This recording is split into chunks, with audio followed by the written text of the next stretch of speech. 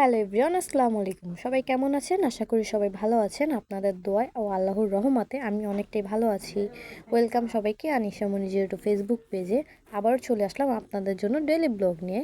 তো দেখেন, ফার্স্টে এখানে আমি লাউ কেটে নিয়েছি। তো আজকে লাউ দিয়ে কী দিয়ে রান্না করবো আপনারা গেস করতে থাকেন, আর এখানে আমি সব কাজটা কমপ্লিট করি। এক এক করে এখানে আমি ভাতটা বসিয়ে দিয়েছি। ভাতের পানি আমি আগেই বসিয়ে দিয়েছিলাম। লাউটাও কেটে নিয়েছি। এখানে পেঁয়াজ কেটে কেটে নিব এখন ভালো করে, আর কাঁচামরিচের বটো ছাড়িয়ে নিয়েছি। আর হচ্ছে আমি ফ্রিজে সব কিছু বক্স করে রাখি, কারণে বক্সে রেখে তারপর রাখি, তো ফ্রিজটা বেশি নোংরা হয় না, তার এই কারণেই।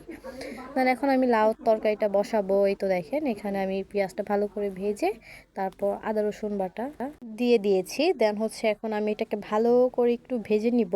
তারপর এখানে আমি হলুদ, হালকা একটু গুঁড়া মরিচ, লবণ দিয়ে ভালো করে কষিয়ে নিব। এই তো দেখেন তেল উঠে গেছে। এই তো আমি আজকে টাকি মাছ দিয়ে রান্না করছি, যে লাউ, এই কারণে। আর কে কে আগে থেকে গেস করতে পারছেন অবশ্যই আমাকে কমেন্টে জানাবেন। তো এই তো দেখেন রান্নার মাঝে মাঝে একটু খেয়েও নিচ্ছি। সকালে তো নাস্তা করি না, এই কারণে আমি খিচুড়ি খেয়ে নিচ্ছি, আর হচ্ছে রুমে এসে একটা ডিম খেয়ে নিলাম।